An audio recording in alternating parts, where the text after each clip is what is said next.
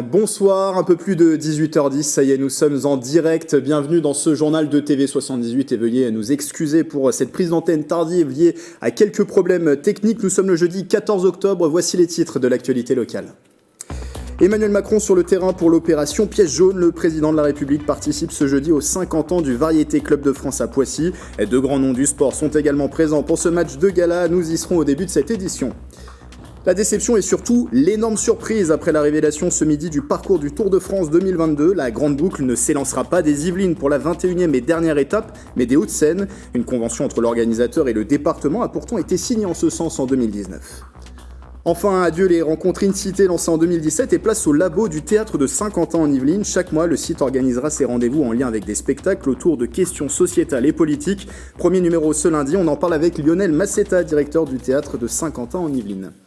Et focus également tout à l'heure sur la semaine de l'intégration des primo-arrivants, des étrangers primo-arrivants. C'est tout à l'heure dans ce journal. Mais direction Poissy, tout de suite, le stade Léo-Lagrange accueille le gala des 50 ans du Variété Club de France. Un match qui rassemble cet après-midi plusieurs anciennes stars du football et c'est au profit de l'opération Piège jaune. Sur place, notre journaliste Mickaël Elmidoro, bonsoir. Bonsoir. Et parmi les joueurs présents sur le terrain, il y en a un notamment, Mickaël, c'est le président de la République, Emmanuel Macron. Oui, Emmanuel Macron est en très grande forme en ce début de match. Il a réalisé quelques crochets face aux joueurs du centre hospitalier intercommunal de Poissy à Saint-Germain. De bonnes passes également dans les intervalles pour Alain Giresse ou encore Christian Carambeu. Il a même marqué un pénalty provoqué par l'ancienne footballeuse Laure Boulot. Il a été acclamé par les 1500 supporters présents ici au stade. Pour l'instant, à l'approche de la mi-temps, au stade Léo-Lagrange de Poissy, 3-1 en faveur du Variété Club de France, avec notamment un but de Sonny Anderson. Le président de la République, Emmanuel Macron, devrait jouer à l'intégralité du match, les 90 minutes, selon l'Élysée. Je vous rappelle que l'ensemble des bénéfices seront reversés à la Fondation des hôpitaux, présidée depuis 2019 par Brigitte Macron. Brigitte Macron qui est également présente pour soutenir Emmanuel Macron. Pour cette opération Piège jaune, vous le dites, Emmanuel Macron qui devrait jouer normalement l'intégralité de ce match et il est aligné au milieu de terrain aux côtés de Rudy Garcia, l'ancien entraîneur notamment de l'Olympique de Marseille. Merci Mickaël, on reviendra sur ce passage d'Emmanuel Macron sur le terrain demain dans notre édition du 7-8 Week-end et je remercie également Justine Brasier qui vous accompagne pour les moyens techniques. Il se dévoile, le parcours du Tour de France 2022 a été révélé ce jeudi à la mi-journée depuis le Palais des Congrès à Paris. Un départ de Copenhague pour cette 109e édition, un parcours de 3328 km jusqu'aux Champs-Élysées. Mais coup de tonnerre, la 21e et dernière étape ne partira pas des Yvelines comme à l'accoutumée depuis quelques années. Les explications dans ce sujet de Céline Charles. Grosse déception, après Rambouillet en 2019, Mantes en 2020 et Chatou en 2021, le Tour de France ne partira pas cette année des Yvelines. Il s'élancera de Paris-La Défense Arena dans les Hauts-de-Seine. La surprise est d'autant plus grande que le département avait signé une convention en 2019 avec ASO, l'organisateur du Tour de France. Cet accord devait faire des Yvelines le département départ de la 21e étape jusqu'en 2023. Selon nos confrères de l'Écho-Républicain citant le responsable presse du Tour de France, cette option a été validée par le Conseil départemental des Yvelines en mettant en avant le rapprochement Yvelines et Hauts-de-Seine. Le département de son côté ne s'est pas exprimé. Maigre consolation, si l'étape ne partira pas des Yvelines, elle y passera tout de même. On devrait connaître les détails du parcours en début d'année prochaine. En 2023, la dernière étape de la Grande Boucle devrait partir du Vélodrome de Saint-Quentin en Yvelines.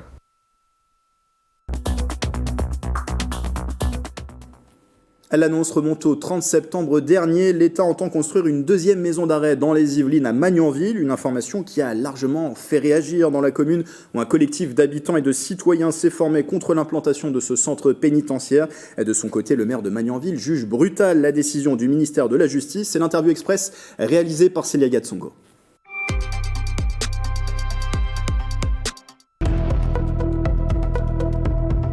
J'ai été informé il y a à peu près un an par l'État qu'il y avait une réflexion suite à la volonté du président de la République de construire 15 000 places de prison. La cible et je dirais la réflexion de l'État était sur ma commune.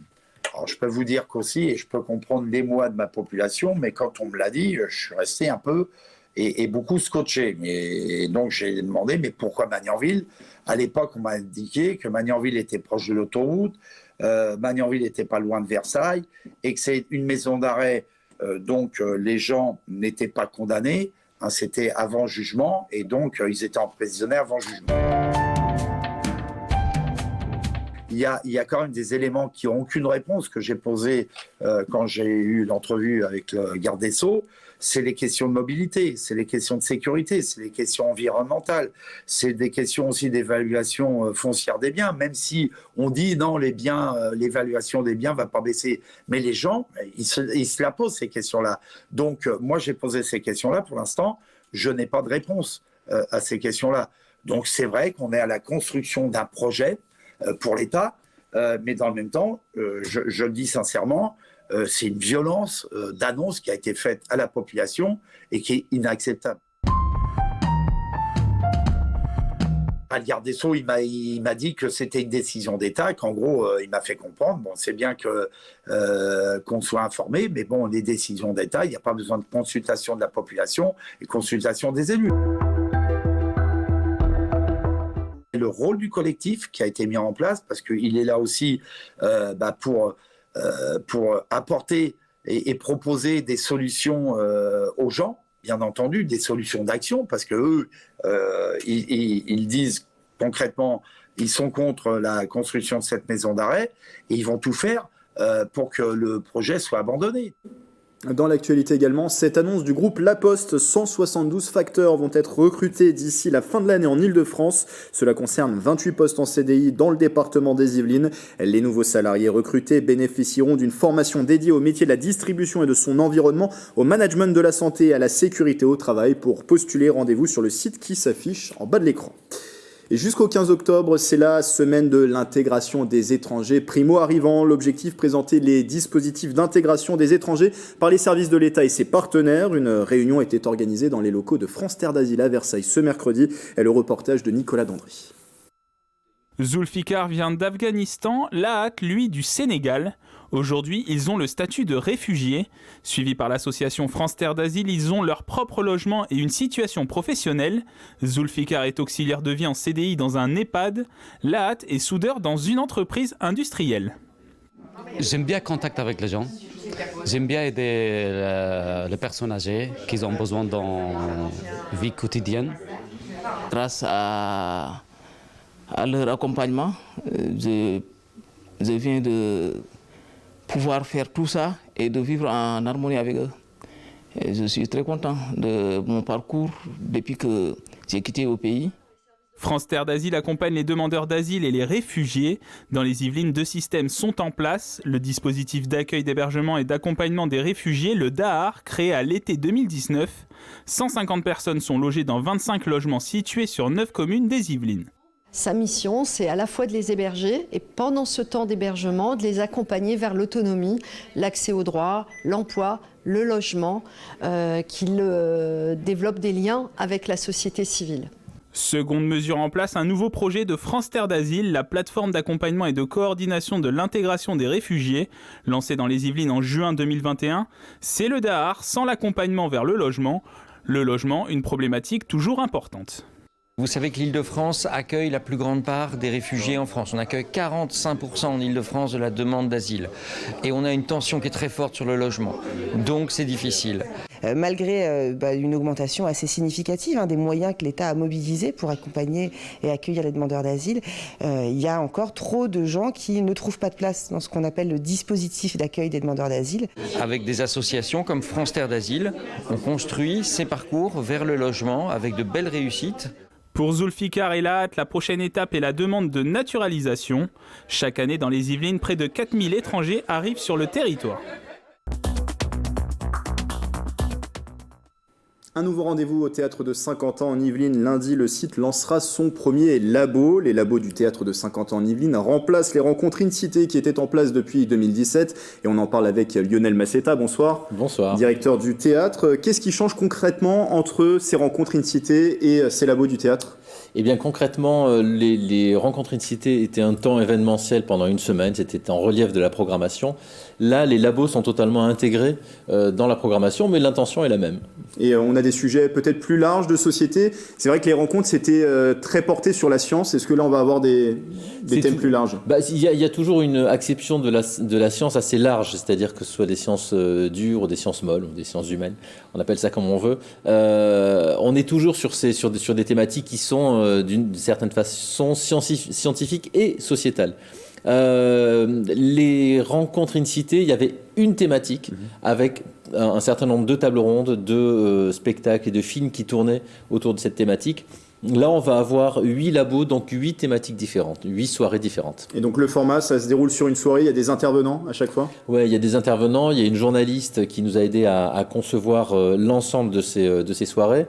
Chaque soir, il y a un modérateur ou une modératrice, il y a 2 ou 3 invités, alors ça peut être des journalistes, des scientifiques, parce que c'est aussi important, et c'est ce qui présidait à l'organisation des rencontres in-cité, comment est-ce que la parole scientifique peut entrer dans un théâtre et en résonance avec le geste artistique, donc des scientifiques, des chercheurs, des praticiens également, ça peut être des responsables associatifs ou des personnes qui s'engagent sur le terrain en fonction de la thématique du labo.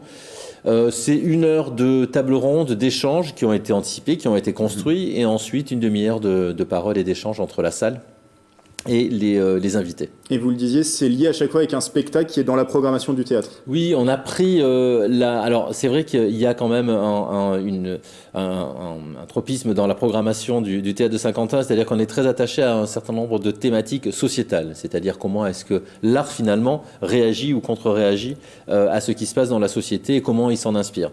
Ce qui veut dire que lorsqu'on égrène, lorsqu'on prend la totalité de la programmation, on se rend compte qu'il y a une dizaine, une quinzaine, une vingtaine de thématiques assez fortes qui sont vraiment en relief. Et c'est un choix dans ces différentes thématiques qui nous a fait choisir, par exemple, sur le premier labo, la question du sida. Et de façon très étrange, complètement déconnecté de la question de l'épidémie que nous avons traversée. C'est vrai que ça rentre en résonance avec l'épidémie, mais c'est pas en lien avec ça qu'on a voulu traiter de cette thématique. Voilà, il y en a plein d'autres, l'égalité homme-femme, qui traverse une partie de la programmation, une programmation qui est totalement paritaire au théâtre de Saint-Quentin.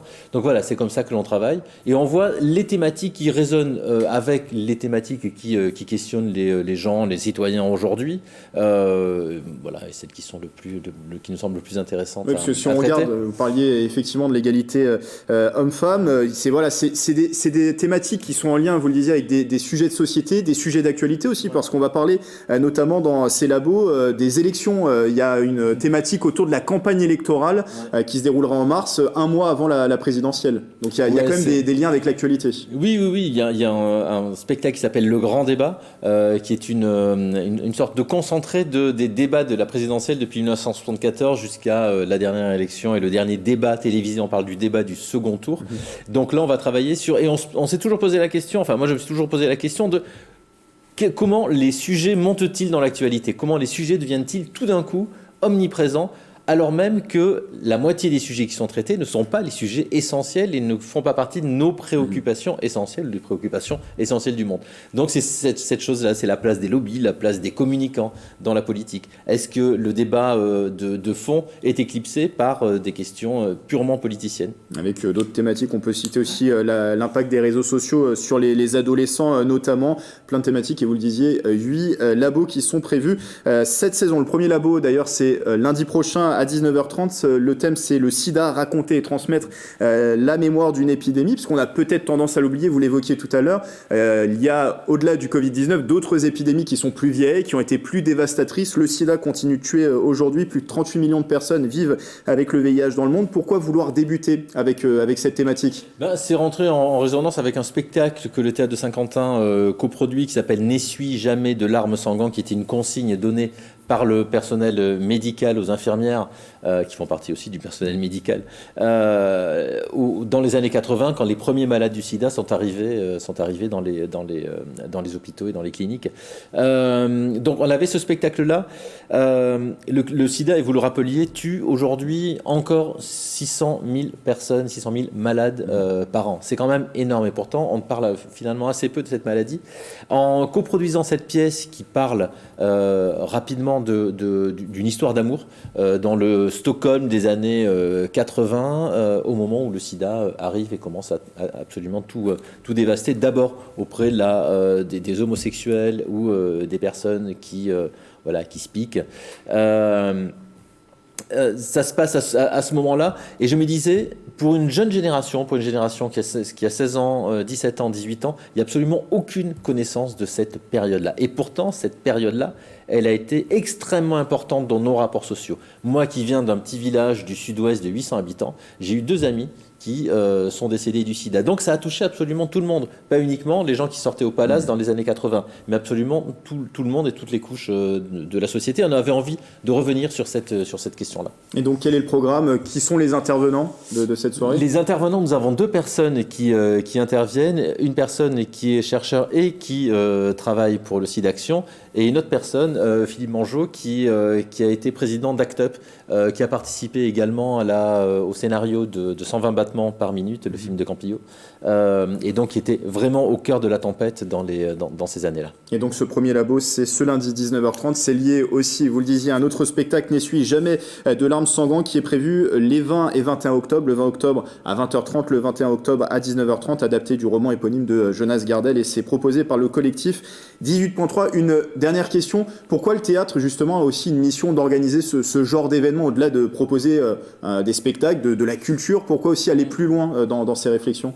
Peut-être tout simplement parce que les théâtres, quand ils se sont professionnalisés, se sont un peu éloignés de ce qu'on appelait l'éducation populaire, qui est un vilain terme aujourd'hui, mais avec lequel moi j'aime bien renouer. Un théâtre, c'est fait aussi pour apprendre à penser, à réfléchir, au-delà même du spectacle. Et donc ces labos, c'est une entrée libre, mais sur inscription, toutes les infos bien sûr, sur le site du théâtre de Saint-Quentin en Yvelines. Merci Lionel Massetta d'être venu en parler.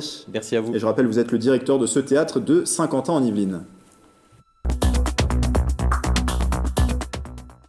Retour à dimanche dernier à présent, la deuxième cyclo-cancer se déroulait à Maurepas, organisée par le club cyclotourisme de la ville. Pour cette nouvelle édition, 6 circuits à vélo et à pied étaient proposés. 500 participants ont répondu présents et des dons collectés au profit du service pédiatrique du centre hospitalier de Versailles dans la prise en charge de la douleur. Ce service suit cette année une quarantaine d'enfants pour un cancer. 6 500 € ont pu être ainsi récoltés cette année. Les propos recueillis par Mélanie Poquet et Patrick Jacques de Dixmude. Après, peut-être qu'on peut mettre aussi... Ce qu'on cherche là aujourd'hui, c'est à améliorer vraiment l'accompagnement de l'enfant et de sa famille au travers des soins qui sont parfois douloureux. Et nous avons le projet d'acquérir des casques de réalité virtuelle qui vont permettre de diminuer le ressenti de la douleur pendant les soins. Cette année, on a rajouté pédaler et marcher pour une bonne cause. Donc ça, je pense que c'était très important d'être dans une démarche multi-association. Et on le voit bien, hein, on a presque 2 tiers de cyclistes, 1 tiers de marcheurs. Donc c'est un réel engouement associatif. Et avant de vous laisser, un verger participatif va voir bientôt le jour à Montigny et Voisins-le-Bretonneux. C'est l'un des 11 secteurs identifiés par l'agglomération de Saint-Quentin en Yvelines pour développer des projets d'agriculture urbaine. Une première réunion s'est tenue cette semaine à ce sujet. Mélanie Poquet et Bichente Maria Santisteban. Après, peut-être qu'on peut mettre aussi en isolé au loin un noyer, par exemple. À quoi ressemblera le futur verger participatif de la Sourderie? C'était l'objectif du premier atelier auquel ont participé une quarantaine d'habitants des communes de Voisins-le-Bretonneux et Montigny-le-Bretonneux. Qui peut amener aussi de la biodiversité, des oiseaux, des insectes, voilà, remettre de la vie en fait dans une zone qui apparemment actuellement n'est qu'une vulgaire pelouse, quoi. On a travaillé sur plus l'organisation, comment ça va se mettre en place, la gouvernance, les aspects plus pratiques et les valeurs qu'on souhaite transmettre dans ce verger. C'est une parcelle de 5000 m² au bord du plan d'eau qui a été retenue. À l'issue de cet atelier, les idées vont être compilées par un paysagiste et des experts en arboriculture. Les participants sont accompagnés de plusieurs associations comme Ski en Transition, Ski Pousse et Verger Urbain. On ne va pas juste planter un verger et après on s'arrête là. On a du suivi et de l'accompagnement, donc des formations au cours de l'année 2022 sur la taille de formation des arbres fruitiers, sur la greffe fruitière, sur les différents thèmes de la biodiversité au verger, etc. Les premières plantations sont prévues au printemps prochain. Ce projet entre dans le cadre du plan climat et du développement de l'agriculture locale et des circuits courts de l'agglomération adoptés en 2019. Dans l'agriculture urbaine, pour ce développement, on a repéré 11 secteurs dans les 12 communes de l'agglomération sur lesquels il nous semble possible de faire ces premiers développements. Un éco-pâturage va aussi bientôt voir le jour sur le même espace. Les moutons sont attendus le 22 octobre prochain. Un deuxième secteur est en développement, le Val-Favry à Coignères. C'est la fin de ce journal, merci de votre fidélité. Demain, vendredi même heure, j'aurai le plaisir de vous retrouver en compagnie de Bichente Mérien Santisteban pour le 7-8 Week-end, une émission avec de l'actualité, mais aussi des idées de sortie pour bien terminer la semaine dans les Yvelines. Belle soirée avec TV78.